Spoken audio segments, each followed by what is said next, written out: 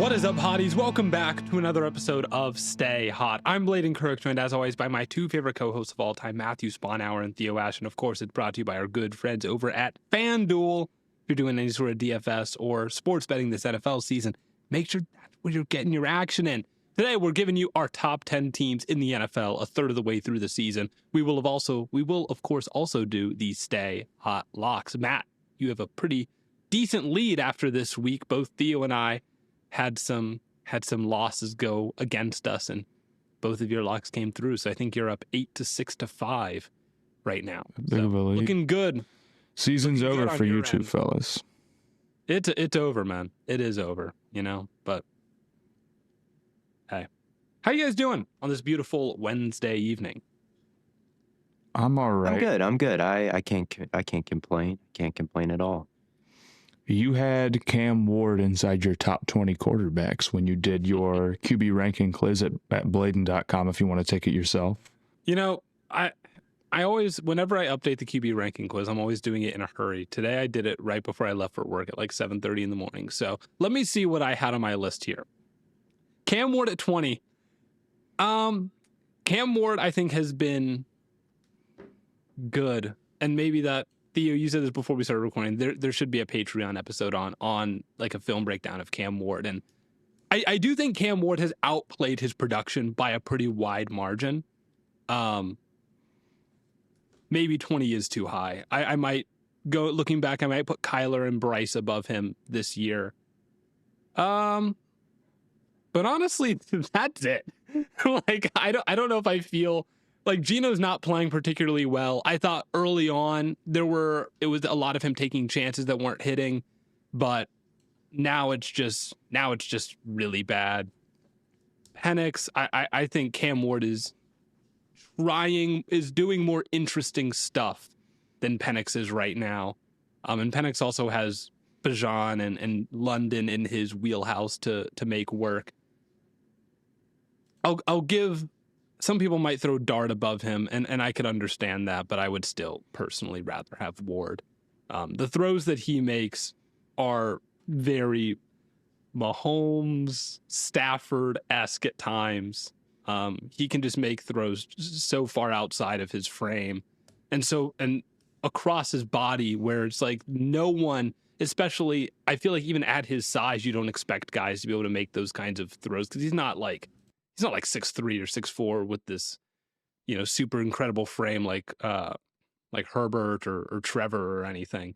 So I really do think he's playing at a pretty incredible level despite like a horrific offensive line. We'll talk about his head coach just got fired, Callahan, and probably for good reason. And the receivers are just completely worthless also. So there's just nothing going for him there.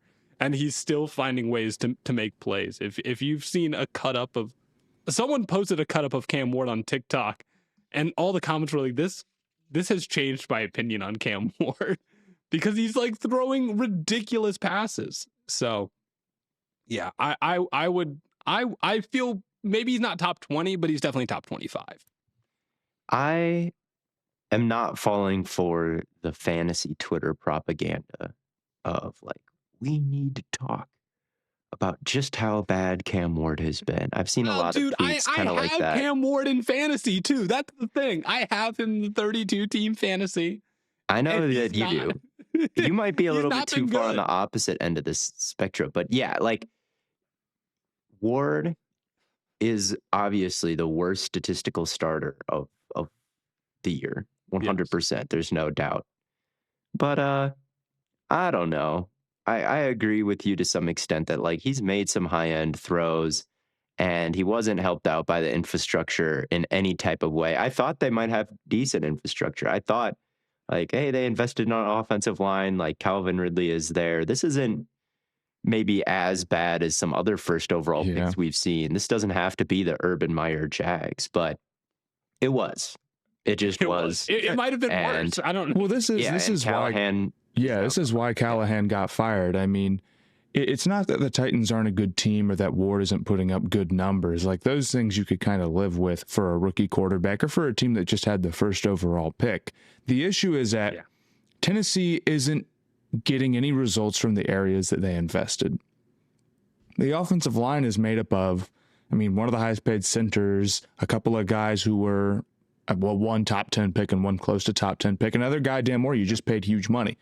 Nothing. Cam Ward is the most pressured quarterback in the NFL, are tied for it with Justin Herbert, and he's the most sacked quarterback by a wide margin, albeit maybe a little bit of that is on him, of course. The receivers like Calvin Ridley, you spent big money on. He's been more of a detriment to Ward than anything else. His ability to track and catch the ball is still an issue. Or like L'Jarius Sneed, you spent big money on, and he's not really been that great. Now, I'm not saying that that's necessarily all Callahan or whatever. If the GM makes bad moves, we don't know exactly who is pulling which strings. But if you sink resources into certain position groups, at a point it does fall on the coach and the guys he's hiring. And when the quarterback who you're supposed to be the guru for starts off with a statistically awful worst case scenario season and the offense looks stagnant, I don't think it's any surprise that Callahan is out a little bit early here. Yeah, I know a lot of Titans fans were calling for his head in week 1 because it felt like the route combinations were just a complete joke. They were running max protection plans out there with 2 routes downfield against the Broncos all-out blitz, and Cam Ward still got pressured immediately. And it's like, if you're not going to have anything in front of him to hit right away, and you're not going to have him protected, then having these routes downfield is completely worthless. And I know that was a major criticism of him in week 1. I, quite frankly, have not had the stomach to watch an entire Jaguar or an entire Titans game since then. But from what I have seen, it hasn't gotten a whole lot better. I have good news and bad news, Blaiden. The Titans and Cam Ward, they're not actually the worst passing offense in the league by EPA. The bad news is it's the Browns. The bad news is it's the Browns. But yeah. You know what's insane? How is it not the Jets? That is a good question. I guess we're probably overestimating how bad Fields has been because he's coming off of his worst game right now against a great defense. I'm not saying he's been good. Sure. But he's been better than he was last Sunday, for sure. I guess that's true. But going back to Callahan, I think this was a very obvious move to fire him. There's just been nothing close to good results. He's 4-19 as a head coach. Mike Vrabel, by the way, is 4-2 since getting hired back. So he's already won more games than as many games as his replacement did. And most of those losses were by double digits. The Titans have not been able to keep it particularly close. Jeffrey Simmons said, coming off the Arizona win, that this was a horrible week of practice. We just didn't look fit to beat anybody. And so if that's what your vets are saying, there's just nothing about the scheme and the X's and O's that even matters. If you're just out there lollygagging around, the calls on the play sheet, the strategy, the tactics, it's just not going to even matter because it's just going to be disorganized and look sloppy and shitty. And that's exactly what the Titans have looked like, sloppy and shitty, and just there's not a single thing, at least on offense, that they do particularly well. I think the defense has been a little bit better in the Callahan era. Simmons, the secondary, Jeffrey Simmons as an engine, those things haven't been horrible, but you can't have vets being it's just over. I think all these. Well, they go up against stories like that. And the final game here, it's they go up against a Raiders team that's been just atrocious this season. Just an embarrassment. Even for a team that didn't have that high expectations, they've been one of the bigger letdowns. And it didn't seem like for a second in that game that the Titans had a hope of winning. The Raiders moved the ball decently, and it was just ugly. My confusion with the Titans is the order in which they fire people. They never clean house. They fire guys one at a time. GM, head coach. That John Robinson was fired midway, December of 2022. And then after 23, Vrabel is gone. After 24, GM is gone. Midway through 25, head coach is gone. after 2025, like what's going to happen? GM gone. Like, right. If you're going to clean house, why not clean house and bring in a whole new culture instead of like lame ducking everybody? And like Liam Cohen didn't take the Jaguars job initially because Balky was there. And he's like, I don't want a situation where me and the GM just aren't on the same page and didn't build the roster together, and he's going to get fired and I'm going to get a new GM halfway through my tenure. And there's just like this disconnect with the timelines when that is the case. And that's like this world that the Titans are living in. I mean, I feel like you have to imagine that you feel good about the moves, because we felt good about the moves that they made, you know, coming into the offseason to some extent. So maybe they really do feel like, you know, they have the acquisition down. They just, like, it's like you say, if the week to week stuff, if we're saying the practices are just a complete shit show, then like that's the change that needs to happen right away. And if we fail at the acquisition next time, sure. I'm not saying they need to fire their GM or don't need to fire their GM or anything right now. I think the GM is off to a fine start, I guess. Like, maybe he's not. I don't know. They're terrible, so maybe he's not. But yeah, like, I did think like a little bit more patience is rewarded. I guess I just go back to why did they fire Vrabel in the first place? Like, I guess he went up against the owner, and the owner didn't like him, and the owner did like the GM, so they fired let's Vrabel. Go back. But like, why'd they fire Vrabel? Wins games. Why did they get rid of AJ Brown? You know, we can go all the way back, man. Yeah, this all starts when they traded AJ Brown away, and then Vrabel like walked out of the room holding his head in his hands in dismay. Like, that's when all this whole mess started. They were the 1 seed in the AFC before that. They were like a good franchise, and they could still be a good franchise if they had Vrabel and AJ Brown around. Like, and they just sabotaged themselves. Imagine if Cam Ward had AJ Brown and Derrick Henry. Yeah, it'd be crazy, dude. Yeah, just look at what the Buccaneers have done. They like, when they get a good player, they keep that good player around, and look at where it's gotten them. They've now been good through multiple QB eras, through multiple head coach eras, right? That if you keep AJ Brown and Derrick Henry, and you know, I'm trying to think of any defender. I don't think they've let any great defenders walk. But yeah, those two, yeah, you're in a way different position here, but they seem to just sabotage themselves here with bad ownership is what it comes down to. It is bad ownership is what they've got. So they suck, and you can't fire the owner. You can't do anything about that. So they'll probably continue to stink, and yeah, it's kind of tough to figure this one out. It is.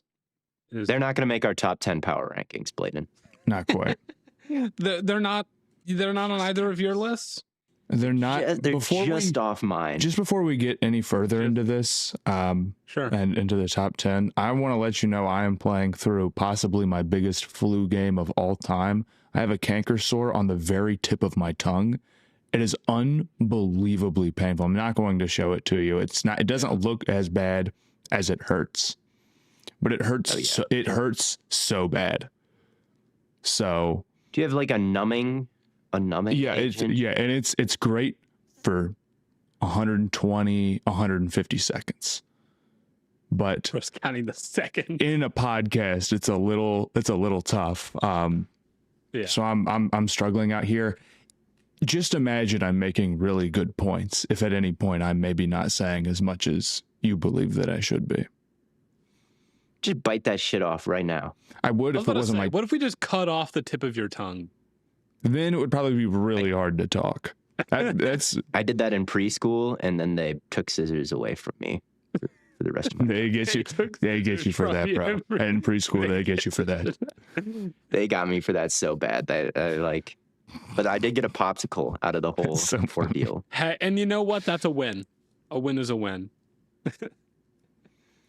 Our editor is saying it was a tiny bit. Like, there's a bit of blood. There's no visible anything now, but I don't know why I did that, but I definitely remember. I feel like there probably aren't many like veins in the tongue, so they're probably. I don't know how I did it because it's so sensitive. Like, there's so many nerves that like cutting any part of your tongue like just sounds like ugh when I think about it now. Maybe I should have put a trigger warning before this story. If you've that did happen. Like if you've ever bitten your tongue, like it hurts. Oh yes, that's true. Yes. So, but for some reason, right. I just gave it a little slice. Maybe I had a canker sore. Maybe it's like 2-year-old podcast. Like when you bite your tongue, have you noticed that? That hurts. Preschooler podcast, and the next part of our show. If I had a preschool podcast, it would be about how to not get last on Mario Kart on the GameCube, because we play with the kindergartners and they always seem to be doing good, and I just can't even get past the first lap. That would be my big thing to figure out.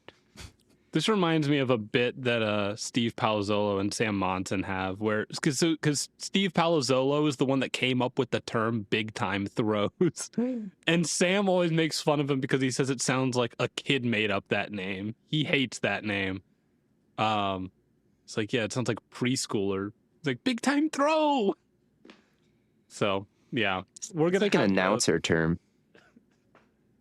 But the other thing I'd have to be figuring out on my sports show. Sorry, but do basketball baskets count if they go directly through the bottom of the rim and then back down through the top? Because that was our strategy playing basketball in preschool, was to throw it directly through the bottom of the hoop. And there was always a lot of debate on whether or not that was a valid basket or not. I mean, I think on the playground it has to count, you know. I think it did count. I think it very much counted for us. All right, we'll throw the couple of honorable mentions that we had in here. Theo, you had both of them. Give us your pitch for why the Jaguars and the Texans belong in a top 10 teams in the NFL. The Texans, I dove into the calculator. I looked at the spreadsheets, and I decided to put the Texans there because they just ranked a little bit better than I thought they would. They have a really good simple rating system score, which takes into account strength of schedule and then point differential.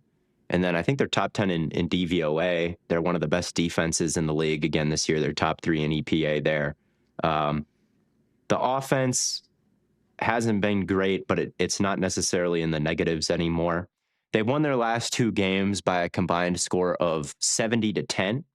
Now, those have been against a really depleted Ravens team and the aforementioned Titans. They've been against the Foo-Foo Ravens and the Titans. It has been against a Foo-Foo Ravens and Titans teams. But, there are teams out there who have lost to the Titans. And I just watched the Packers go up against a Burrow-less, Trey Hendrickson-less Bengals team, and they won by, 9? Like, it wasn't necessarily back and forth, but the Bengals always hung around.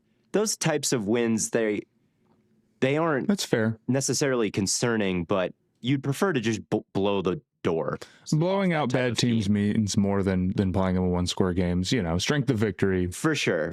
And then the 3 games that they did lose early, they were all to presumed, I think, playoff teams, if it started today, by 1 possession.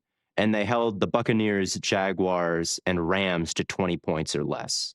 So for me, I just feel like if you kind of look at those very 2 distinct eras, they're losing 1-score games to playoff teams, and then they are blowing out bad teams. That all kind of evens out to like a borderline top 10 team, and I put them at 10 because I don't think it's unfair. I don't think it's a crazy pick at all. I kind of like it. We're trusting the calculator here. We're trusting the calculator that Houston came out way better than I thought in those metrics, and they're still creating havoc. The line is bad, but at least it's healthy, so it doesn't maybe look as bad as it did at the beginning of the season, where it's like, all right, Ursary is locked in a little bit, I think, over the course of this season. Like, they've still got plenty of weaknesses there, but maybe with some more continuity, maybe some more luck in these 1-score games, they can start to turn their season around a little bit here. I think they are on the right track to doing that. Okay.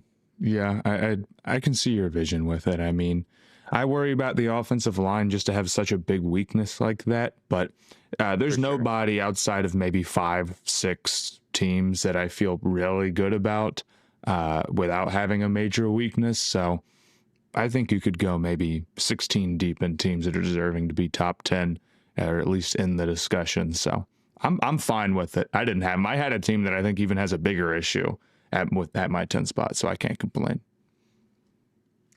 What was my other honorable Jacksonville? Mention? Oh, right. Neither Yeah, Matt or I had them. We talked about them last episode, where there's still a lot of potential when you talk about them. Like, well, what if they start to figure out Travis Hunter's usage a little bit more? Like, what if he starts to make more of an impact? What if Trayvon Walker is healthy the rest of the way? Hypothetically, then, this is a very dangerous team, but it's a lot of ifs. It's a lot of ifs. But they did beat the Chiefs. They do have a 4-2 record.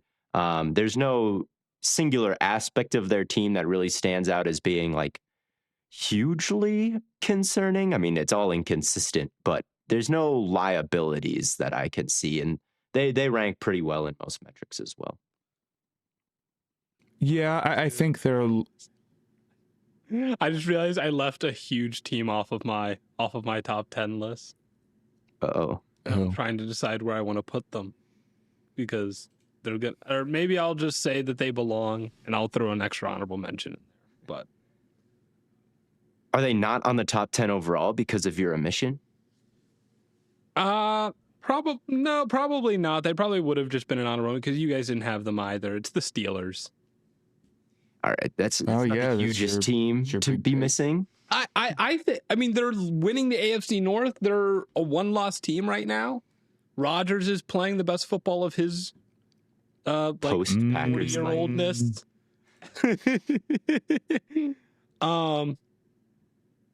Yeah, I talked about this a little bit on the Patreon. Their defensive line looked really bad early on in the year, and they got Harmon back. I think it was week 3.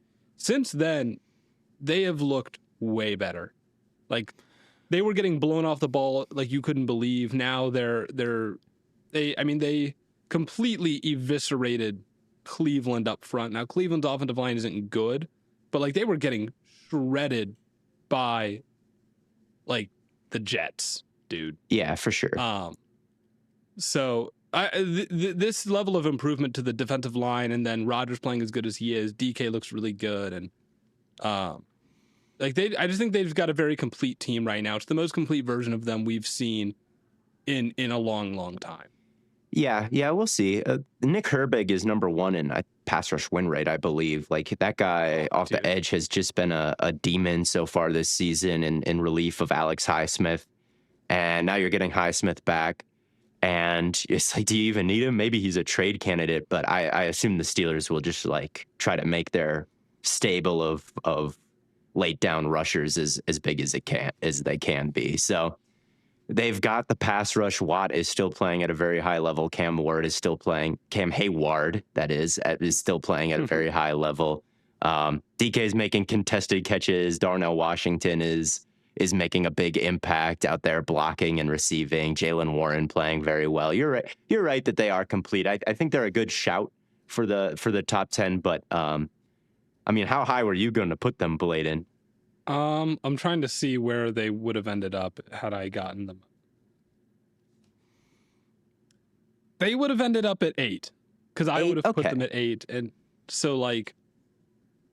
But that's I'll live with them not being. I think they've been bolstered by playing some pretty bad offenses the last couple of weeks, and it's a small sample size. I mean, and not like bad offenses like Dylan Gabriel and the Browns, who are totally limited, or like the Vikings, who are totally limited. But I don't disagree with the premise that they look to be about themselves defensively, and Rodgers is an upgrade over what they had last year at quarterback, and DK's playing well and all that type of stuff.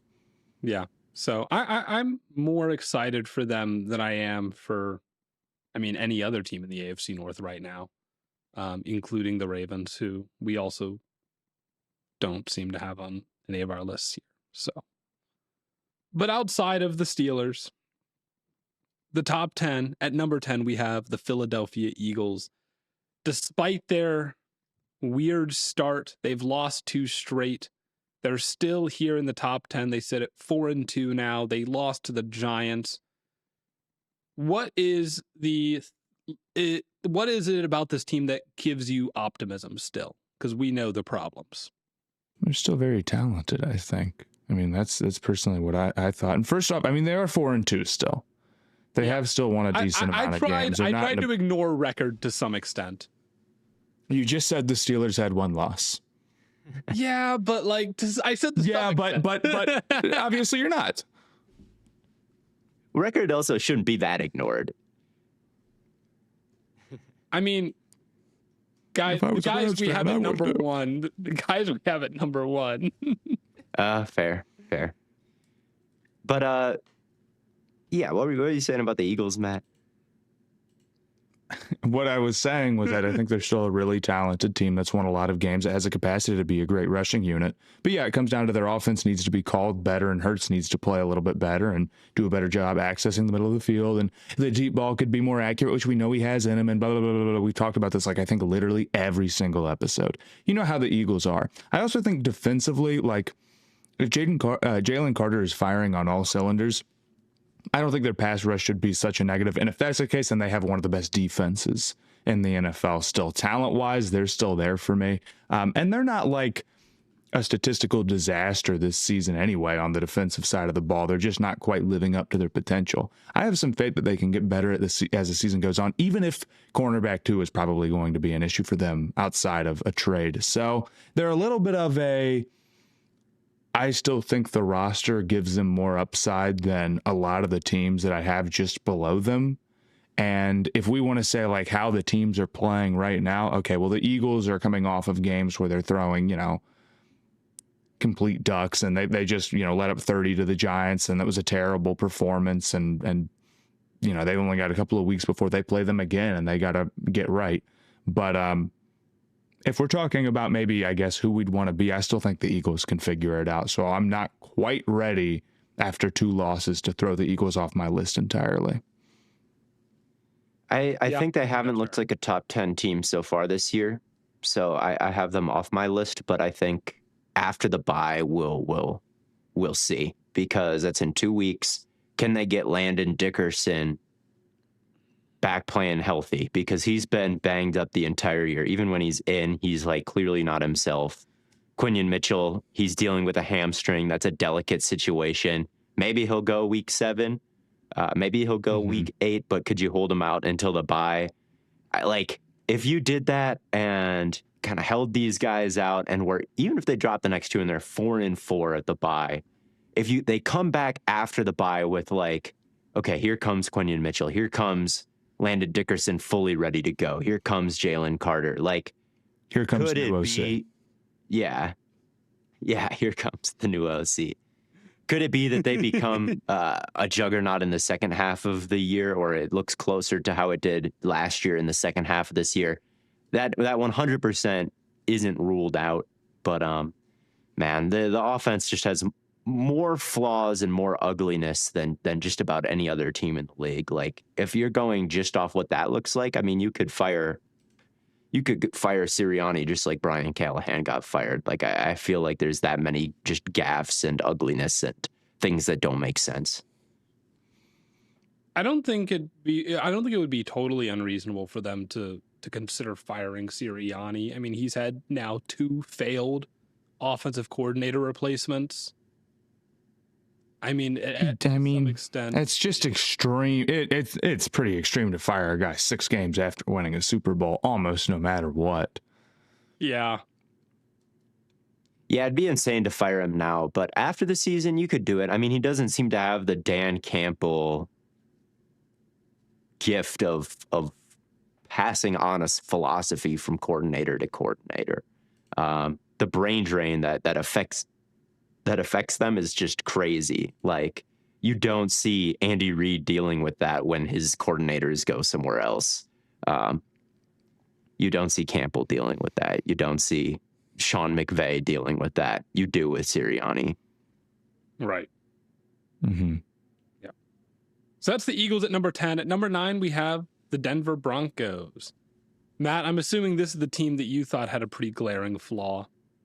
Yeah, I mean, offensively, they're incredibly rough, right? I mean, they're coming off a game where they scored 13 points. I mean, they almost lost to the Jets and they sacked Justin Fields 9 times and he was playing really bad ball. But in kind of the same vein that I think about the Eagles, I think about the Broncos offense a little bit, where the pieces are not as bad as the result right now, but defensively with Denver, they're playing like the best team in the league. Now, granted, you know, Justin Fields holds the ball a long time. And of course, if you have a lighter schedule, don't go up against crazy quarterbacks, you can have big games. And that doesn't necessarily translate to what you could do in the playoffs. But I think the Broncos across the board are a pretty great unit with a lot of great players. And while Nick's, I think, is probably going to be a limiting factor, if he continues to play like this, or even if he takes somewhat of a step up, like the ceiling is determined by him and maybe you don't love that. I think the offensive line overall is pretty good. I think the run game has been all right. I think the receivers are all right. And it's like they're one trade away from, okay, you get another weapon in there. And if you just decide to be a little bit more aggressive and open the offense up more, I think they're arguably already playing like a top 10 team with just how good their defense is. And I think they've got a lot of room for growth over the course of the season. They kind of remind me of the Eagles. Like, they're not that bad when they throw the ball. They're middle of the pack in passing EPA, very middle of the pack, but they're dead last in straight yardage in the passing game. Like, the 160 straight dropback passing yards per game is the least in the league by far, right? But when they do it, it's not like it's a complete disaster or anything. They're just limiting that aspect to a crazy extent. And it's weird to see it in the modern NFL, but we just saw the number 32 dropback passing game win the Super Bowl last season because they had such a good run game, because they had such a good defense, and because they, you know, forced these single high shells because of their philosophy and then had somebody who can win one-on-one on the outside. The Broncos kind of have those ingredients to be a little Eaglesy. And that's why, even though Knicks has some limitations and Sean Payton has placed limitations on this offense clearly that you know, limits their upside a little bit. Like, if they can continue to be the number one defense, and they are by EPA per play right now, and they have 2 defensive player of the year candidates back there, like, it's still a formidable roster. It's still certainly a formidable roster. Defensive player of the year, Jonathan Cooper, calling it now. He's goated.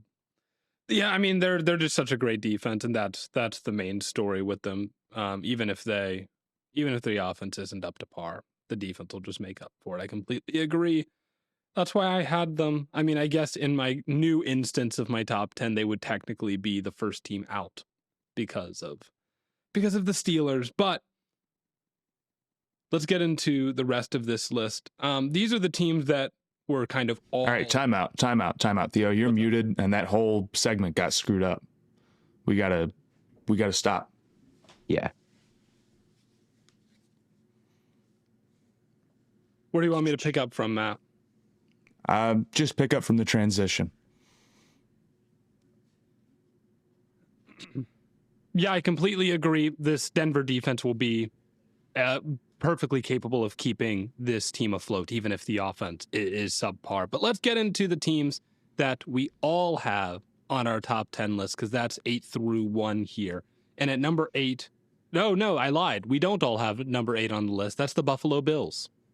This is the craziest take of the entire episode, I'm guessing. Theo, you don't have the Buffalo Bills on your list. Me and Blaiden have them at 3.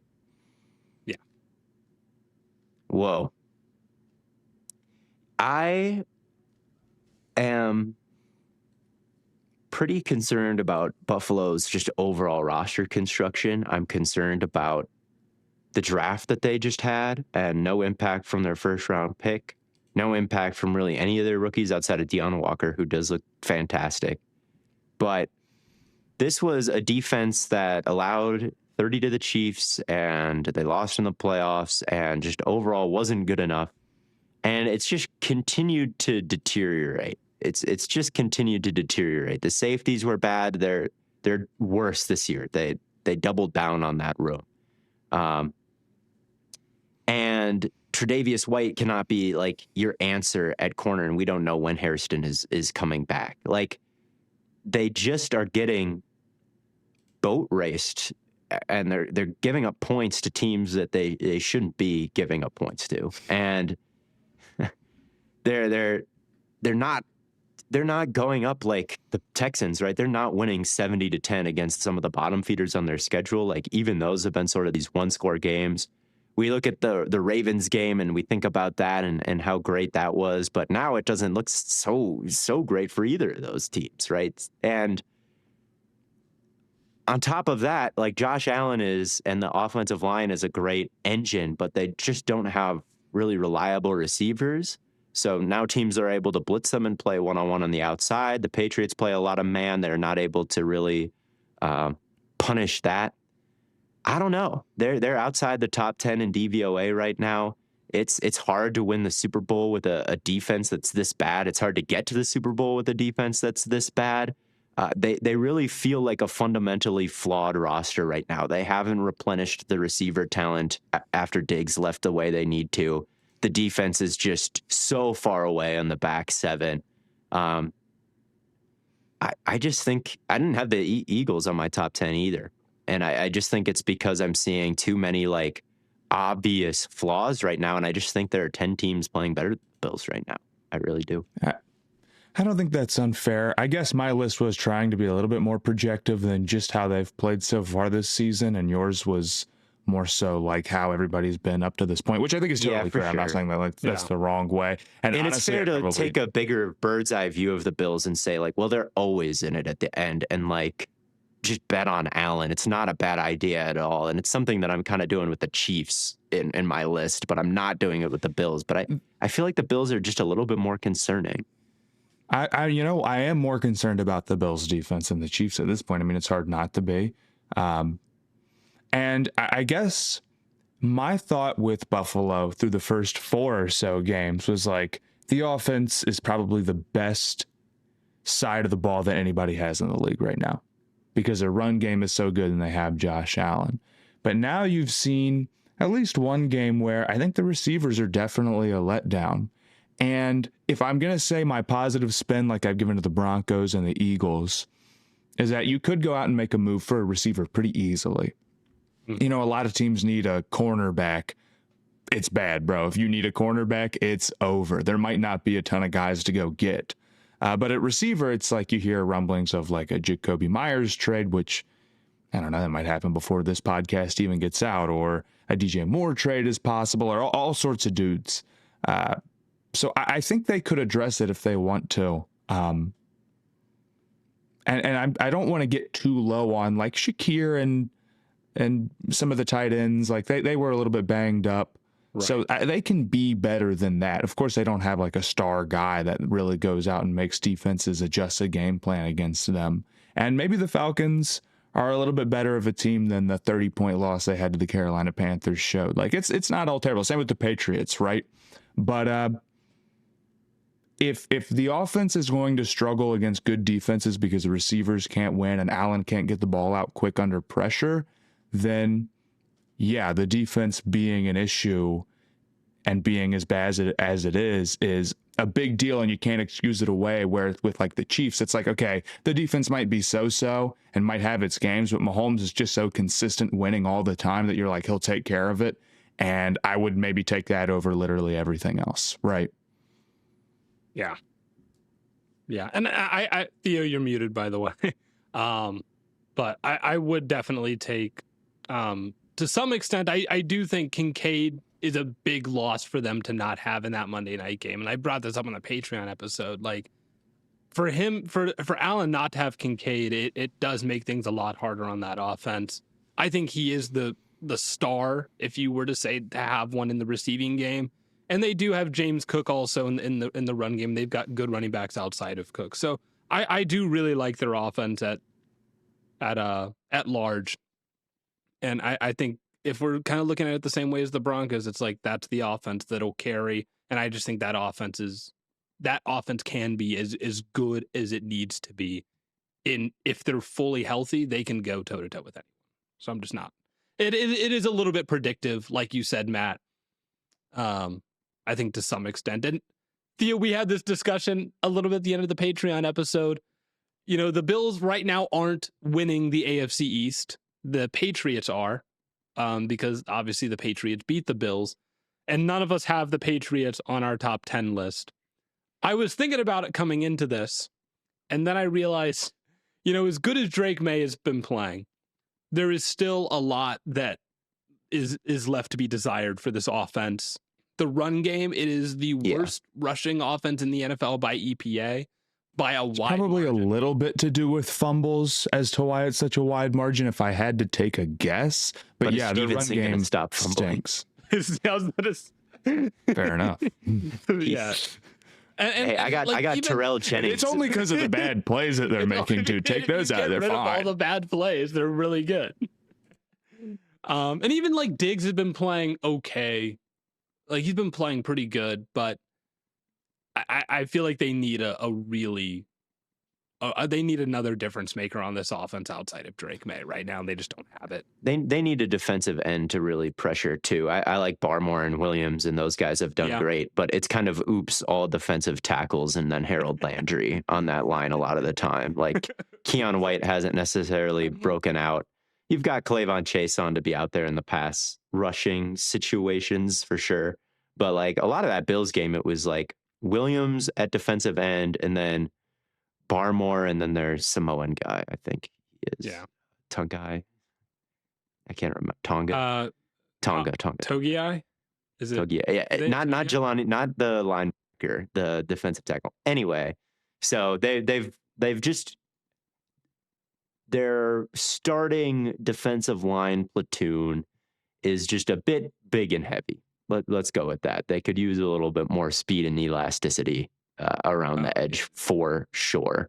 And the linebackers as well could be upgraded. So I think I didn't put the Patriots or the Bills in the top 10. I just don't think either of those teams are quite at the level of everybody else that I've got offensively and defensively. But we'll see if Buffalo comes and bites me in the ass. Now, they were the worst team of the playoff field last year in terms of points per drive against other playoff teams. So whenever they ran into a playoff team last year, they got torched, and the defense doesn't look any better equipped to deal with that. So even if I'm trying to be predictive and look at how their season is going to end, like I really think it's going to be at the hands of a playoff team early with this defense. Like I don't think they've been stinky these first 6 weeks and are just going to like figure it out on that side of the ball. I just don't think they've drafted well enough there. They've invested so many resources and just not gotten the caliber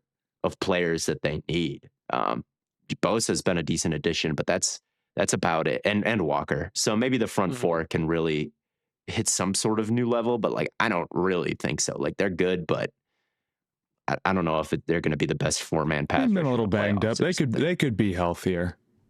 They could be for sure. Bernard missing the last game. Even the receivers, like Josh Palmer was cooking to start the game, and then he goes down and he's out, and that puts like who? Yeah, Shavers in. Shavers.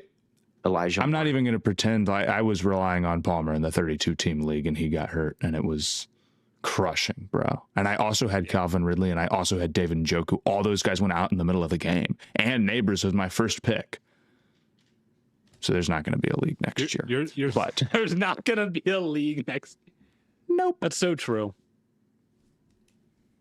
But let's well, then there's only one thing to do, and that's win it this year. Let's win it. Just win it right now. There we go.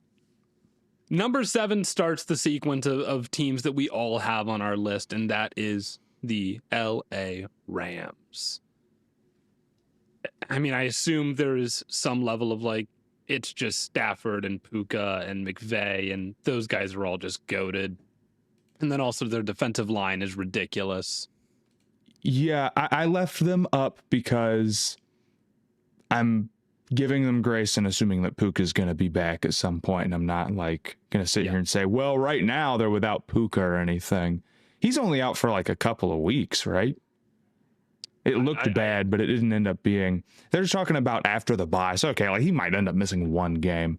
And I do worry about their injury stuff, but I think in an NFL landscape where so many teams look incomplete, or so many teams are talking about like they need to do this or this or this. Yep. Like the Texans are in a top 10 and they've got they're 2 and 3 and their offensive line's a disaster and all that type of stuff. If that's the case, then yeah, a team that's got a lot of the big things figured out. They've got good coaching, good quarterback, good receivers, a good pass rush. Even if their back seven's bad, even if I don't think, like the offensive line's that great or the run game's that great, I think that's still an overall squad that's going to rank a little bit higher compared to the field right now than maybe I thought so at the start of the season. The Rams have a lot of crucial things going for them, the passing attack and the pass rush. Basically, let's just say those two things. The pass game is more important than the run game, and the Rams are very good at picking up big chunks through the air and stopping it because they have a great pass rush. All right, they're second in pressures this season, just behind the Broncos. When they blitz, their sack rate is the highest in the league. They just shred whenever they decide to dial that up. They have 6 forced fumbles this year from the pass rush. Four of them got recovered. So what this pass rush has done is it's elevated the defensive EPA. The statistics actually quite love the Rams on defense because, like, yes, do they give up a few too many easy completions this year? Absolutely. But they're also just wrecking the game with some of these splash plays from the pass rush. So that plus the offensive results make it so the Rams seem to rank pretty high in all the statistics I like to look at, simple rating system, DVOA, EPA, all those good things. Still really love the Rams. So I put them pretty high on my list. I do think their stars can carry definitely a mediocre secondary unit because the rest is looking good. Kyren Williams is playing well. They got to stop putting the ball on the ground on some of these wide handoffs where they lose the edge and then the running back gets scared and drops it. That's happened multiple times this season. So seal the edge a little bit better, get Puka healthy, and just keep tormenting these offensive linemen. And the Rams are as scary of a team as I think there is in the league because all these guys have some flaws. The Rams secondary is a big one, but it's not necessarily one that's like unheard of across the league so far this season. That's fair. Yeah. And we've seen teams with bad secondaries sort of make that work. I mean, the Vikings have been doing it for a couple of years now, and they still have a good pass rush today, but they just don't have the offense to back it up right now. But yeah, the Rams absolutely do with Stafford, and we're under the assumption they'll get Puka back. But they will get Puka. They will. He's not out for the season. So, yeah, that's the Rams at 7. Theo, your Green Bay Packers come in at 6. But I think we had them at the same spot. I was about to say, I thought you had them the lowest of all of us. But, yeah, they come in here at 6. Are you more concerned about them now? I mean, obviously, I would say you're probably a little more concerned than you were after, like, they beat the Lions and whatnot. Yes, I would say. How do you feel about them in their current state? I think I'm glad that no one has really stood out in the league because they don't necessarily look like a top team Super Bowl contender. So they've been a little bit underwhelming to me from where I was at after the Parsons trade, after they smoked the Lions and the Commanders. Like, then I was feeling like, oh yeah, everything is going according to plan. But since then, not everything has been going according to plan. Tying the Cowboys, losing to the Browns, playing okay against the Bengals, playing good against the Bengals, I'd say. It wasn't a bad game by any stretch, but it definitely was not enough to redeem them from the sins of the last 2 weeks. That is absolutely for sure. Mm-hmm. Yeah, I mean, the loss to the Browns is a bad one. You just have to be able to guard against these like really, really good pass rushers. And obviously they have one of them, so it's like you don't have to worry that much because the only chance you're going to face another one is probably Detroit when you go up against Hutchinson, or maybe again in the Super Bowl, right? But outside of that, there probably aren't that many other teams that can really threaten you in that way. So I do still think I feel mostly positive about them. You just got to really clean things up and obviously get better at protecting when you get into those types of situations. I feel fine about them because the defense still ranks pretty well and everything, and Parsons really has been generating a ton of havoc, and the pass rush is about where I thought it would be. Losing Wyatt really hurts. He's probably our second best pure one-on-one winner outside of Parsons, so not having him out there has been annoying. But the defense as a collective whole, you're really feeling the corners. And Quay Walker still in the linebacker room. It is not a defense that has been able to hide those weaknesses as well as I was hoping. Nate Hobbs really hasn't made impacts on games. Nixon played out of his mind in the Washington game, but since then has not played out of his mind. Like, you can get these one-on-one, these quick outbreakers, get the ball out of your hands fast and negate Parsons and just take him out of the equation. If you're not able to like press up and just disrupt, right? And yeah, that's just not what these Packers corners have been doing. So as a whole, the defense doesn't look as dominant as I hoped they would. I thought this would be maybe the best defense in the league.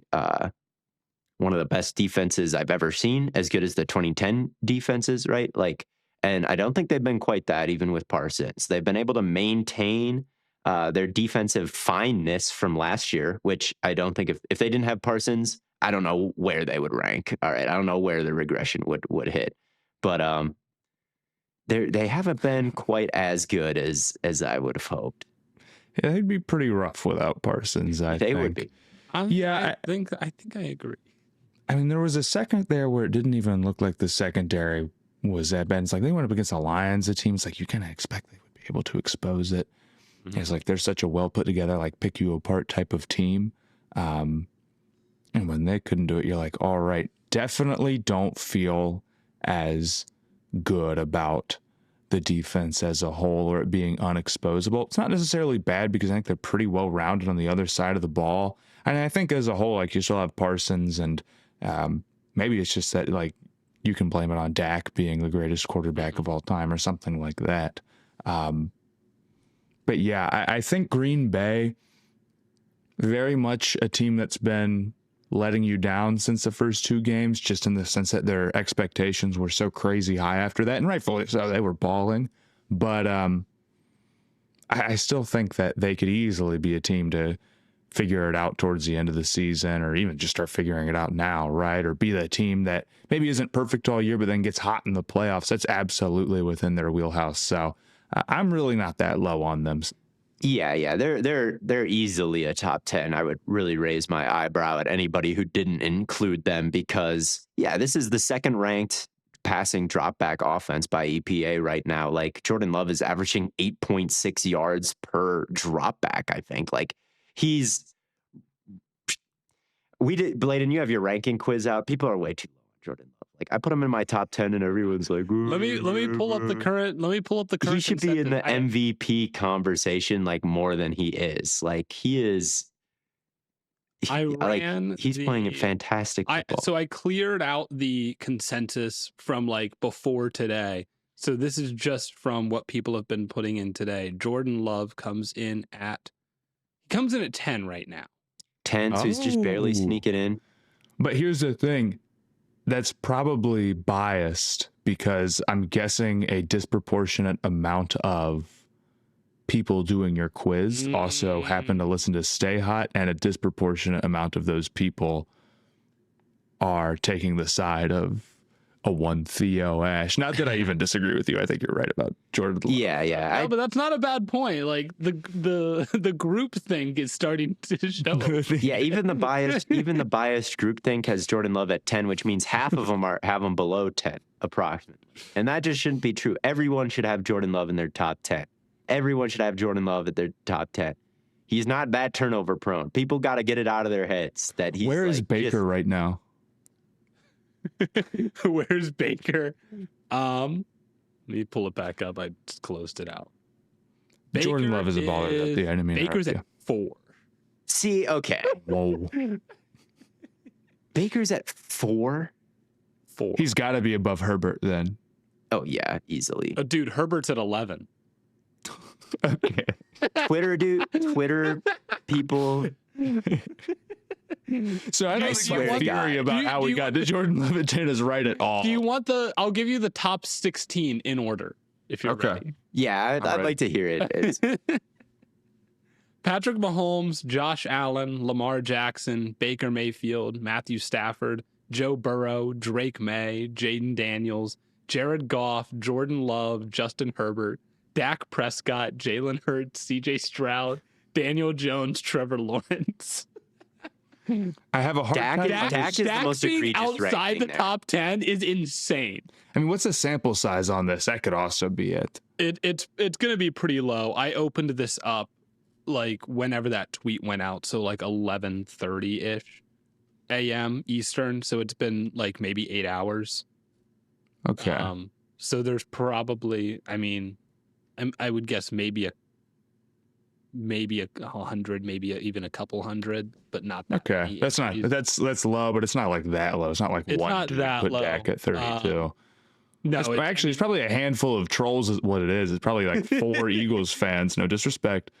We're like, we hate Dak Prescott. We're putting him at 32. Yes, I would rather have Bo Nix. Yes, I would rather have, yeah. I don't know. Baker, though, is whatever. the most egregious ranking there at 4. Like, that guy is not Dan Marino. I'm sorry.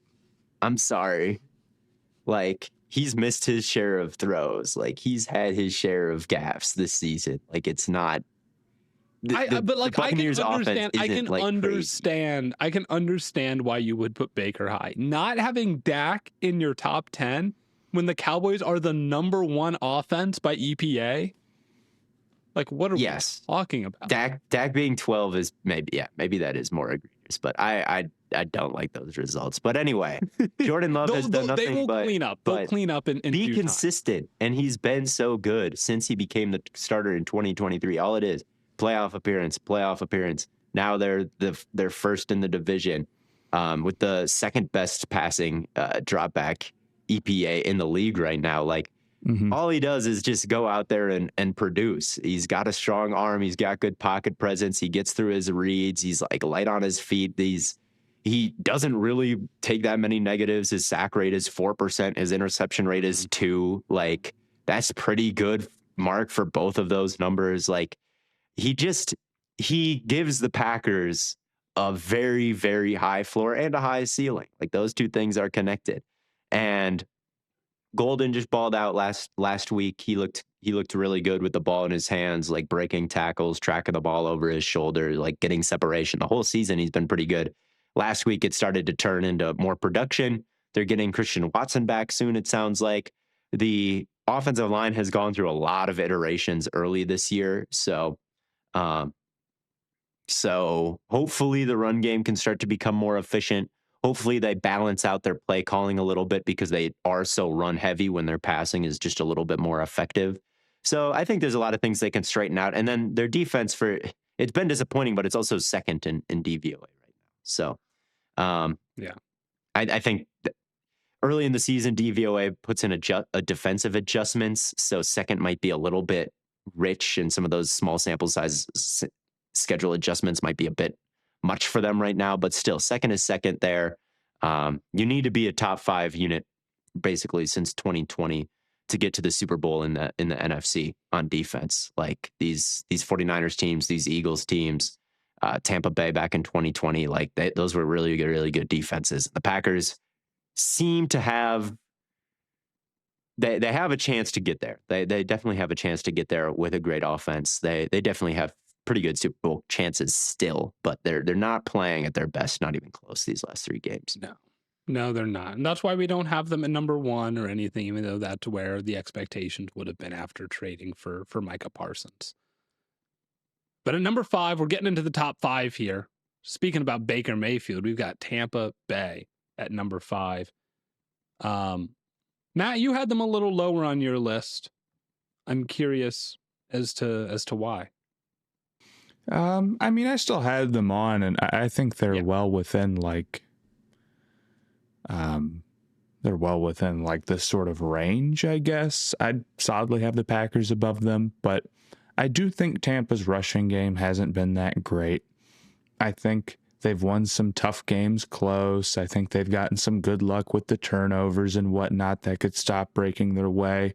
There's also a level of like health that they're of course going to find as the season goes on, but I don't view them as like a particularly strong defensive unit, really. I don't think that they have like a top tier pass rusher or like a lockdown secondary that like really changes the way that offenses have to approach them in the way that like a lot of great teams do.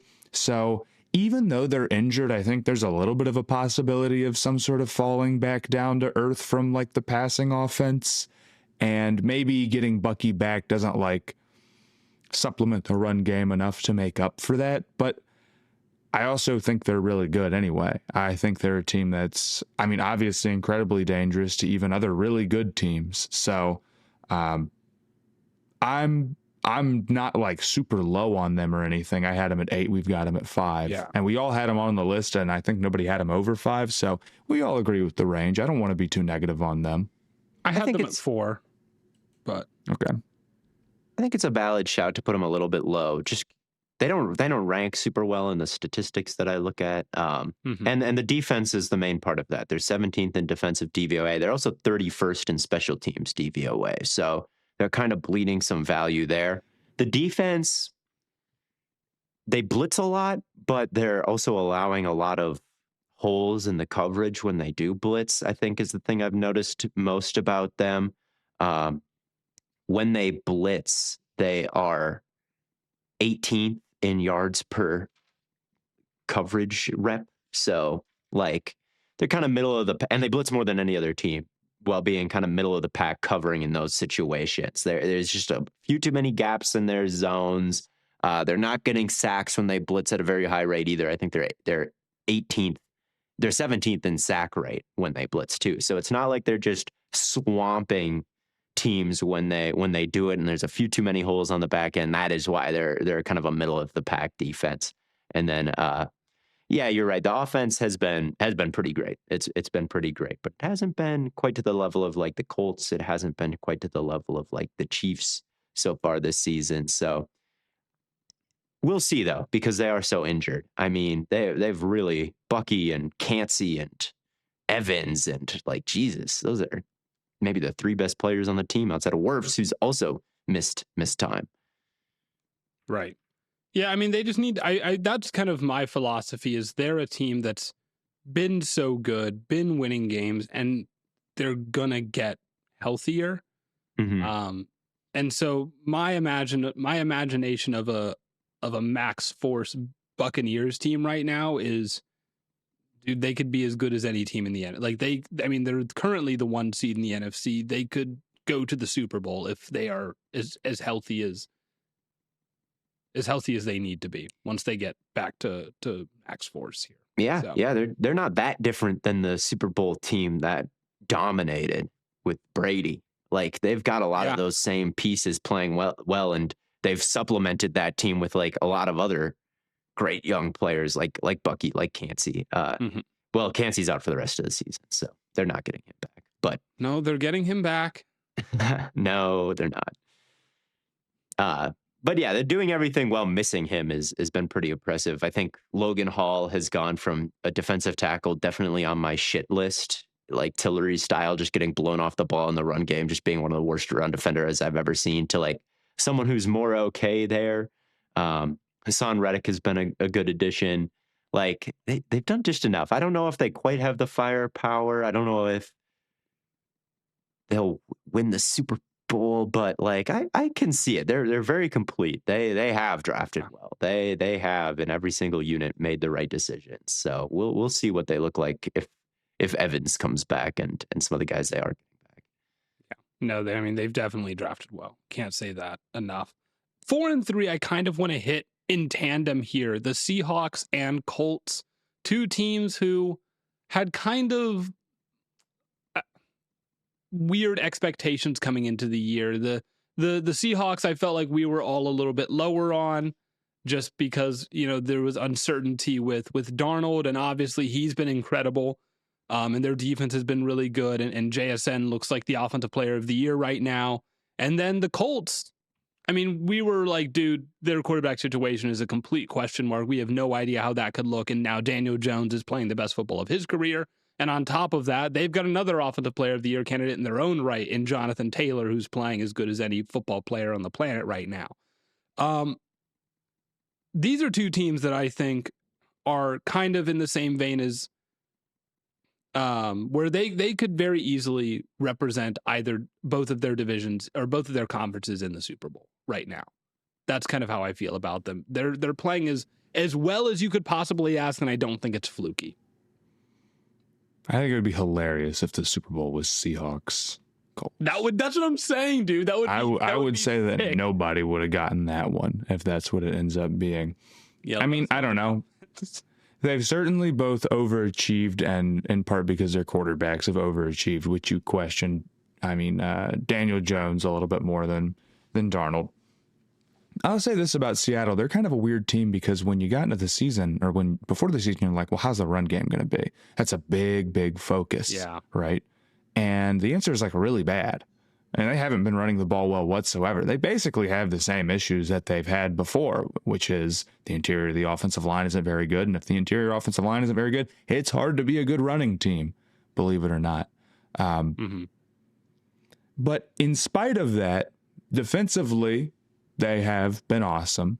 And Darnold has not taken any sort of step back whatsoever now that he's outside of the Vikings, situation and supporting cast or whatnot. On top of it, you got JSN who's balling out. I've talked about how much I like their weapons right now. Barner's played well. Kupp had some great plays the other weekend. So if we're talking about a team that is starting to look like they've got real difference makers on defense, was a question for them, and they have a good passing offense, which I think they legitimately do, then that can rank really highly in the current state of the NFL. Yeah, both of these teams have the ingredients to be a great team and what you'd expect to win the Super Bowl. They just don't have the faces that you'd expect to be doing it. Like both of these teams can get good pressure rushing for. Both of these teams are very explosive. Like both of these teams are protecting the quarterback really well.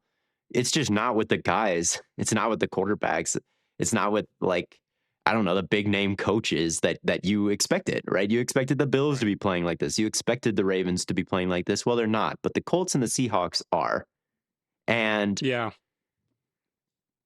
like we've seen Brock Purdy in the Super Bowl. Like, how good is he really? How good is Jalen Hurts? Like, really deep down, do they have to be better for the rest of their careers than Daniel Jones and Sam Darnold? Like, I don't really think so. Like, I think you can win the Super Bowl with these guys if they're playing like this. Like, yeah, they maybe occasionally, like Sam Darnold in the Tampa Bay Buccaneers game, big reason they lost that is because he didn't make the right pre-snap call before the snap, and the pressure got to him and he skipped a pass off somebody's helmet because he didn't make the right read pre-snap. Like maybe Mahomes wouldn't do that, and maybe they'll lose to a team like that in the end. Maybe Stafford wouldn't do that. Jones has missed some throws for sure this season. So like those guys, I still am kind of side-eyeing, but it's like, man, they like not that much. I mean, Darnold now for 2 years has won a ton of football games. His accuracy down the field has just been unbelievable. Like we're not getting like Jets Darnold back. No, I think I have no question about that. He's just good now. I don't really. Yeah, it's completely different with me. Whereas with Daniel Jones, it's like, dude, you were putting up like horrifying. Are you going to be in the league for much longer tape in year 5? And then now all of a sudden you're playing really great. I think it's fair to question if Jones will keep it up forever, or even if he does, like at what level is he really? Like you're still at a big disadvantage versus a team that has Patrick Mahomes filling their quarterback position, no doubt. But that's kind of my feeling as well. I'm still discounting like a team like the Colts a little bit versus some other teams for a second, but like, they're clearly a very well-balanced, very good team, and the names are what's holding them back in a lot of ways. I will say I am a little concerned about the Colts back seven right now, especially if Ward is going to be injured. For sure. That's Yeah. the one thing that will come back to bite them is like their secondary, dude. It could be awful. Their linebackers are still not very good. But if the Rams can make it work with a good front, I think so can the Colts. Trust Lou. He brought in Ashton Doolin to blitz the other day. I saw that. Yeah. That's crazy. The maybe the back seven won't matter if they're confused, and that is what Lou will do. He'll maybe be a bit unsound, but if you can get some takeaways, if you can get eyes on the quarterback. Anthony Richardson? I've got an idea. Could have put Anthony Richardson on defense. Bro, he can't because he's on IR because he snapped himself in the face with an elastic band. So he can't even play edge. So stupid.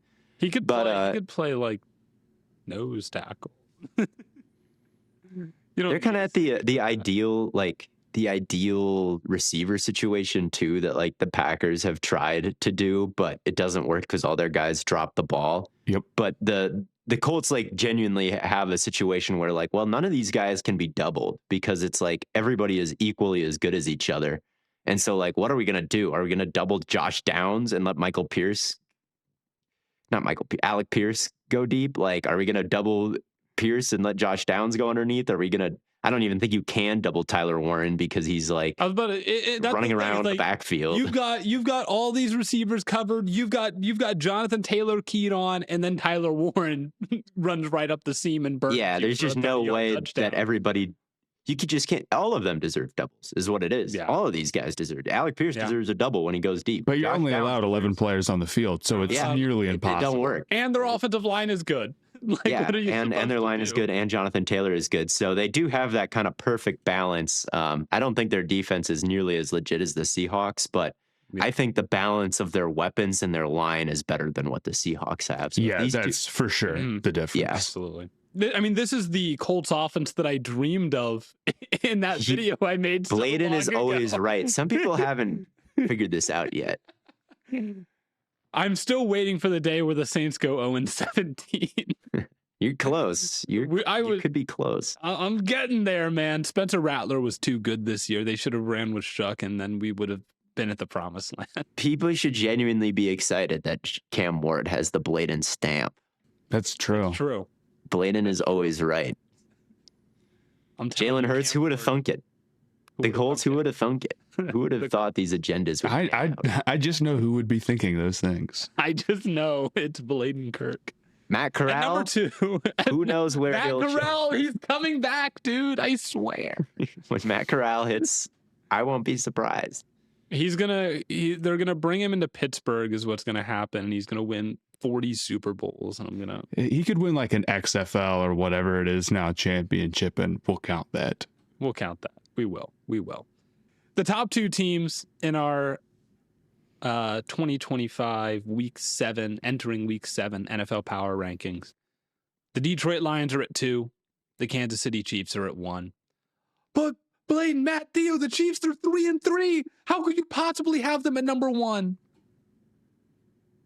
Dude, they're getting Rice back, and they looked really good last week. I mean, your record matters for sure, but the thing is that it's just so easy to explain away their losses, and that's why I'm still going to rank them very highly. I mean, look, after game 1, we had questions about whether or not Kansas City had really resupplied their roster over the last couple of years. We had questions about whether or not their defense was really at the level it was the last time they won the Super Bowl. And we had questions about the receivers. I don't know if the defense is going to be suffocating or whatever. I mean, they let up 31 to the Jaguars or whatnot. But I do know that in those early games, the receivers were a detrimental, horrifying weakness, right? And going forward, it's just not going to be the case.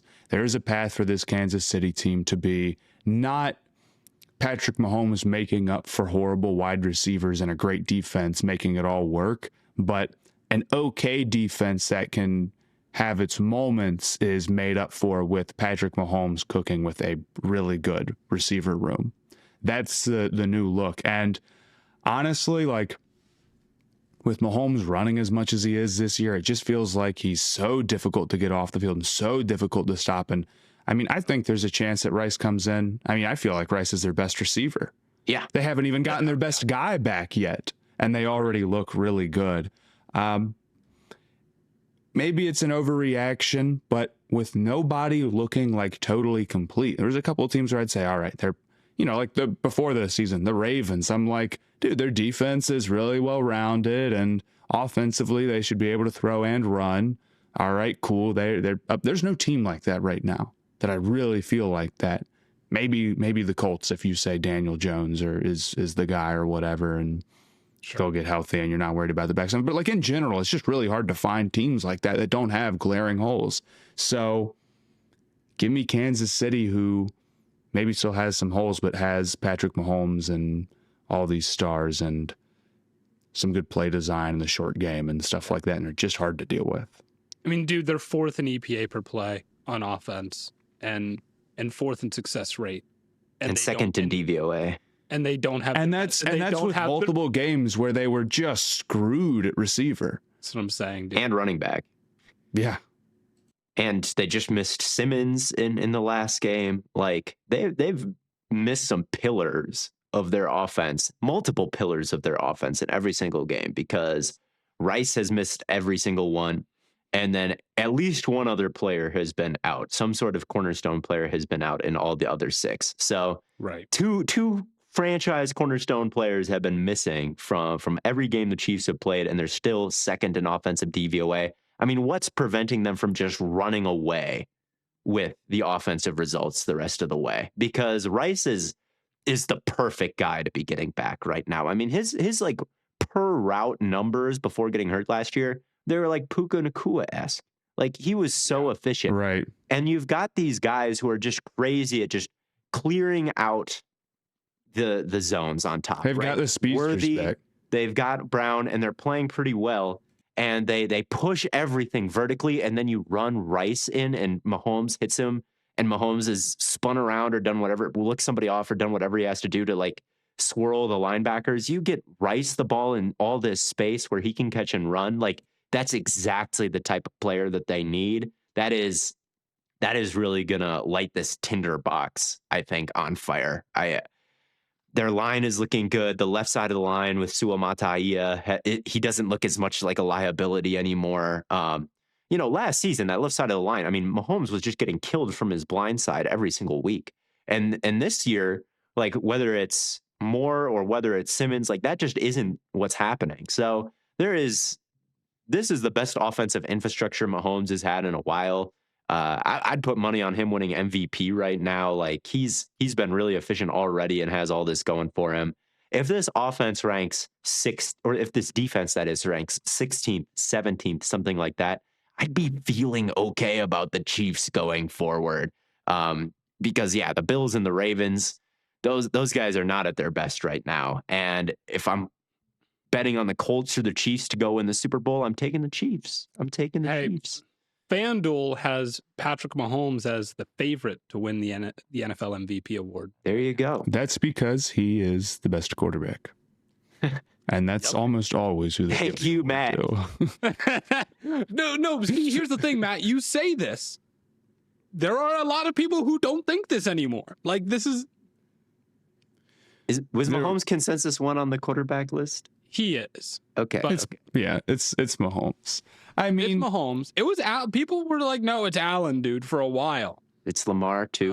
Lamar. I always thought about people are like, Lamar how do you have Mahomes above Lamar and Allen? It's like, well, you just gotta trust him. It's hard not to be like, well, maybe, but no, it's Mahomes. It's Mahomes. I did it all off. I was very Lamar curious, putting him number 1, but I think I held out. I think I always did have him. Lamar curious is I remember specifically being like, when we did the quarterback ranking, maybe I'm totally making this up, but like thinking you were gonna have Lamar at 1 and then it was Mahomes anyway.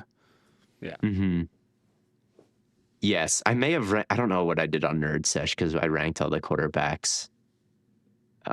don't know. We're trolling. I don't remember. I may we have. don't take that. We don't take that. Yeah, nerd session. We haven't talked about the Lions at all. I don't pitch my best. Oh, we haven't. We only talked about the Chiefs. Aiden Hutchinson being back 100% and like balling is incredibly big. I think that's one of the biggest gets of the season. I don't know how else to put it. For sure. Dominoes to fall. A lot of the things that we were questioning, and I think fairly that we didn't know about the Lions going into the season, have turned out the Lions' way. Coordinators, yeah, it's turned out perfectly fine. And Aiden Hutchinson, coming off this mega injury, is still a tier 1 pass rusher essentially immediately, right? I mean, I don't know where he stands in pressures right now, but it's got to be pretty close to 1.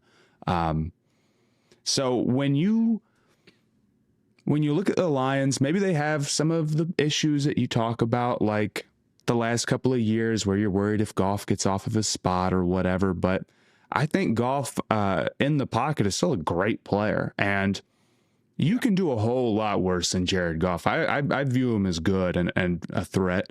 Their weapons have looked really strong. Their run game looks to be right back where it's been. Well, that part isn't quite true. The run game isn't as. I think they can still mash, man.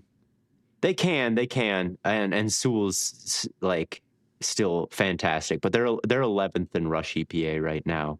Jahmyr Gibbs hasn't been like totally nuclear or anything like that. Like I feel like he was last year.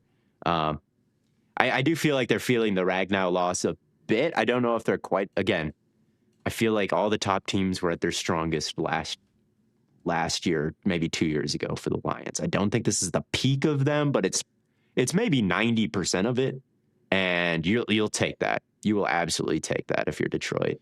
Yeah, they were 5th last year. They're 11th this year. I don't know how good the average run defense they've played so far is, so I guess we can leave it as inconclusive. I guess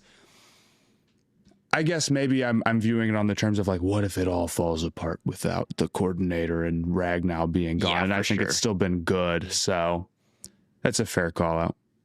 For sure, yeah. I don't think the offense is quite as face melting as it's been in the past, but it's still pretty great. It's still pretty great. They're one of the elite teams in the NFC for sure, with a bunch of injuries still. Ali McNeil still hasn't come back. They just played the Chiefs without their entire secondary, so it's fair to cut them some slack there. Yeah, I mean, their secondary was already like hanging by a thread, and then, Kirby Joseph and Brian Branch are dealing with nagging injuries, and they clearly don't look full speed. And then Brian Branch gets suspended, which he's appealing, but I doubt he'll win that appeal, considering he was like whooping ass in post game. Like, yeah, like literally. I don't think they're going to be that. I was like, damn, grateful.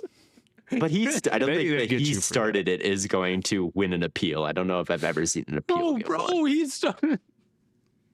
It was a Talik 70 Williams yard. has been playing pretty well too. Talik Williams, Buckeye, been playing pretty well. Yeah, He's a good run stuffer. He's the got linebackers have been good. Bat downs this year already. He's a beast. Goated.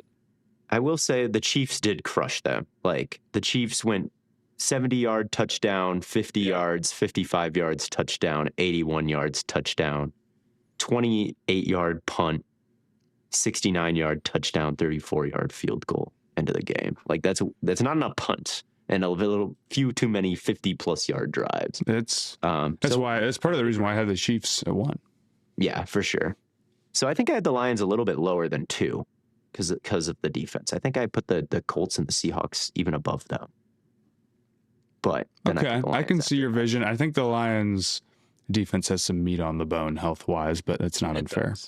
Yeah. Yeah, I think so too. We've given a couple of teams the health nod. They'll get healthier, so I'm so hoping for a Colts Seahawks Super Bowl. That would be hilarious. That would be it's in the cards right now, dude. The Colts offense is as complete as it could possibly be. Unless Daniel Jones just like falls off a cliff, which could happen. I don't see why they can't. I mean, outside of their defense, that does concern me a little bit, but they've got the pass rush, and that can be enough, maybe. We've got one more thing to hit before we get out of here, and that is the Stay Hot Locks, which are, of course, brought to you by FanDuel. I lost $4 this weekend on my locks. I can't even get a 4 for 4 now from Wendy's. It breaks my heart. But, we come back at it again. Theo, you have 5 points. You locked the Bills, Eagles, Steelers, and Chargers. Not great. Not a great week for you. I have 6 points. I locked the Packers, Colts, and Cowboys. Cowboys let me down. Those good old Panthers. The good old Panthers. Good old Panthers. You're absolutely right. The good guys. And then, Matt, you're sitting here with 8 points after locking the Rams and the Broncos. So you get your choice. Where would you like to pick here in the Stay Hot Lock brought to you by FanDuel? I'd like pick number... Ooh, this is a tough week looking at the games. Some weeks you get 7 or so that are decent picks. Yeah. This week, I think there's 3. And I believe my strategy here is I'm just going to take the number 1 overall pick, and I'm going to take Kansas City over the Las Vegas Raiders. I think that's a clear 101 here. I think that, I can't disagree at all. Raiders. Yeah, I would do the same thing. And in light of not being able to do that, I am going to take the second pick, and I will take the Patriots over the Titans. Putting my faith in Drake May. Interim head coach cheese. Bro doesn't know about the interim cheese. Ah, man, I'm not. No, there's no. It's a myth. They've got it. It's a myth. Drake May's putting that laughing shit to in the face of interim cheese. I don't know. Cheese. I will Similar men have suffered poor fates doing the same thing. It's yeah, but they're not me, man. They're not me, pirates. Yeah, it's singing ladies out there.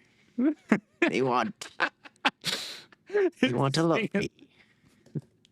I'll take the Broncos over the Giants. Sorry, I'm fading everybody's favorite dynamic duo right now, but I do think that Broncos is kind of a risky pick, I feel like. Broncos defense is another level. It'll be an interesting test for Dart for sure. It'll be an interesting test, and I just don't know what else I really love here. And then I'm going to take the Packers over the Cardinals. Yeah. I like it. That would have been my next one. Give me... Yeah, Matt, you're really right. There just aren't that many good picks this week. Mm-hmm. Do I be ballsy? Please. Yes. Give me the Browns over the Dolphins. Okay. I don't think they're going to survive. And then I'm out. But yeah. Okay. That's interesting. That's almost worth challenging. It's almost worth challenging, but I don't know if both are worth challenging. Man, that's tough. I'll tell you what, I'm going to go with Pittsburgh over the Bengals. I think their defensive line against that offensive line. Jamar Chase is a demon. Maybe he tears them up, but I think poor old Joe Flacco's in for a rough one. That might be the best. That might have been better than Browns Dolphins. I'm worried that Shador is going to make this McDaniel's last game. Shador is? I don't know. Gabriel, 0 points first quarter. Like, how long are you going to let him stay? This is my vision. Dolphins fans, I'm saving you. If the Browns win, McDaniel's is gone. Could this be the game before interim coach cheese for the Dolphins? Then next week you can lock the Dolphins. It's perfect, man. Trust. I need to stop the bleeding, so I'm going to be out. Okay. Because I'm not 100% confident in my 2 that I just picked. So why even put it up? This is going to be a weird. This could be a crazy week for the locks. It could be. I would love to challenge you, but I think this is the game before interim coach cheese. I think the game before. I think Shador is gonna I think he's going to retire. But you're getting a premonition that there will be interim coach Cheese ahead, and you can't. Logically, yeah, I should take it, but I'm just saying, like, dude, as bad as the Browns receivers are, I don't think Storm Duck has an answer for Jerry. I mean, I think. I don't know. Matt saying "I think" and then giving me the side eye is look. I'm just saying, on like, audio platform. I'm not challenging you. Is all I'll say. Yeah, well, I think Tua is better than Dylan Gabriel. I agree. I'm gonna give Tua a little. I would agree here. with you. He's better than Dylan. He's better than the consensus worst quarterback in the NFL. Yeah, man, I agree. But Tua comes in at consensus 28, just above Rattler, McCarthy, and Fields and Gabriel. So. Yeah. I don't know about locking the Browns in any capacity, but you do you, and they have a defense. We'll put an end to this. They have a good defense, so yes, we will put an end to it. Thank you all so much for tuning in to another episode of Stay Hot. It's been an absolute blast, and until next time, when my locks hit, we will catch you on the flippity flop.